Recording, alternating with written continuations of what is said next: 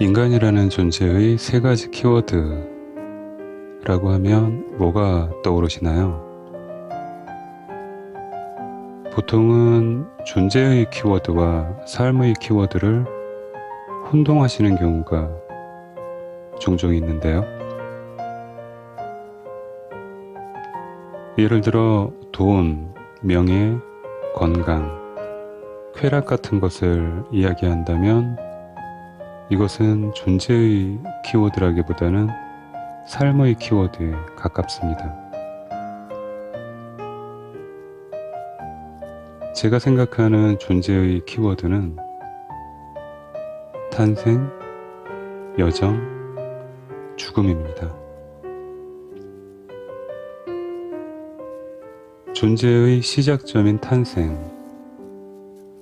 축복이거나 혹은 아쉽게도 축복받지 못한 시작이었을 수도 있습니다. 생명의 탄생은 보통 기적에 비유됩니다. 사람을 죽이는 일이 마치 숨쉬는 것처럼 자연스러운 전쟁터에서조차도 새 생명이 태어나고 잠시 총을 내려놓고 적국의 여자의 몸에서 나오는 아기를 받아든 한 병사는 생명의 신비 앞에서 어쩔 줄 몰라 하며 눈물을 흘립니다. 그 병사는 결국 전쟁터를 떠나 신앙인의 길로 들어섭니다.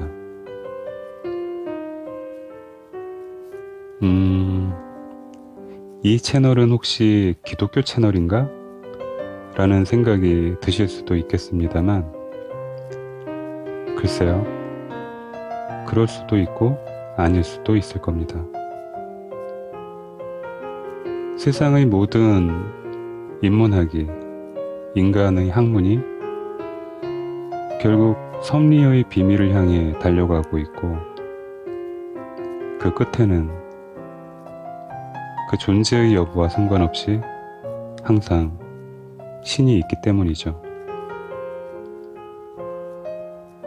어쨌거나 인류의 태동 이래로 최고의 과학적 지식을 이룬 현대에서조차 생명의 탄생은 신의 영역에 속하는 신비한 현상입니다. 하지만 제가 더 신비롭다고 여기는 것은 그렇게 신비로운 탄생의 순간을 기억하지 못하는 것이 인간의 기본적인 기억의 구조라는 사실입니다. 우리는 왜 이렇게 만들어졌을까요?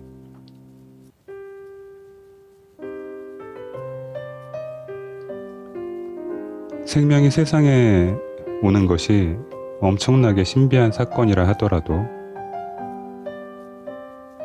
인간의 탄생 자체를 대하는 이미 존재하고 있는 인간들의 반응은 모두 제각각이죠. 어쩌자고 자꾸 이렇게 애를 낳나 같은 반응도 있고요.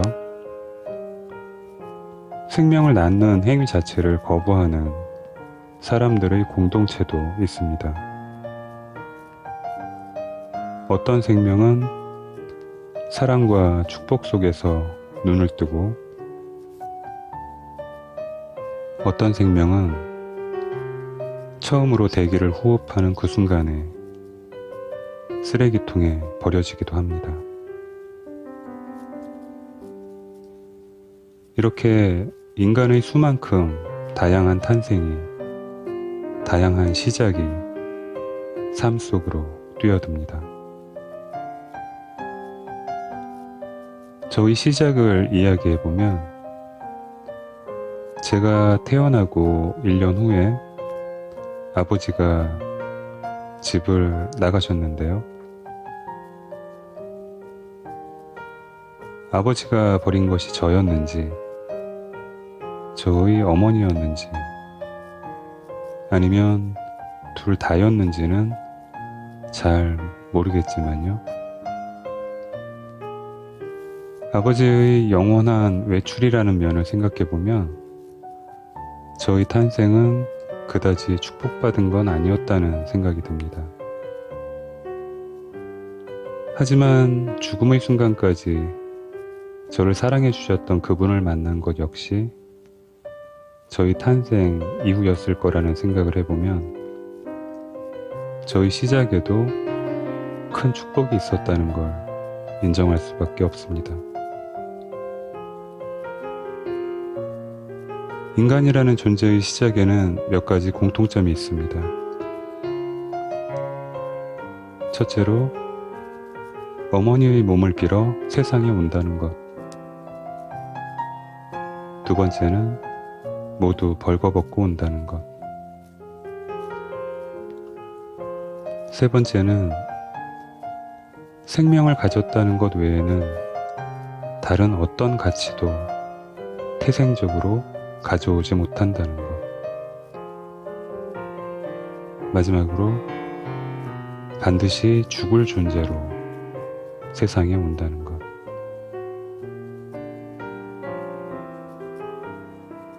이미 세상에 와 있는 모두에게 탄생의 시점이 있었고 새롭게 탄생하는 생명들이 지금도 세상의 곳곳에서 첫 울음소리를 내고 있을 겁니다. 삶의 시작을 두고 행복과 불행을 이야기하는 것은 사실 큰 의미가 없다고 생각합니다. 삶은 생명이고 생명은 변화하니까요. 게다가 우리는 무려 2억 대 1 이상의 경쟁률을 뚫고 세상에 옵니다. 부모님께 나를 왜 낳았느냐고 소리 지르는 건 어쩌면 질문부터 틀렸는지도 모릅니다. 최소한 억대의 경쟁률을 뚫고 세상을 보고 싶어 했던 것은 어쩌면 바로 나 자신일지도 모르니까요. 아래쪽 글상자에 생명의 탄생이라는 영상의 링크를 걸어 두었습니다. 시간 내서 한번 보시기를 바라고요. 오늘은 이렇게 두서없이 존재의 시작인 탄생에 관한 이야기를 해봤습니다. 여러 가지 이야기들을 했지만 핵심은 한 가지입니다. 세상이 나를 반겨주었든 그렇지 않든 세상을 구경해 보겠다고 태양과 네온사인이 공존하는 이 거친 현실의 세상에서 한번 살아보겠다고 악을 쓰고 나온 건 바로 나 자신일 수도 있다는 겁니다. 우리는 그렇게 세상에 왔고 삶은 흐르기 시작합니다. 드디어 삶이 시작된 것입니다. 탄생, 여정, 그리고 죽음에 관한 이야기 중 첫 번째, 탄생에 관한 이야기. 이것으로 마치겠습니다. 감사합니다.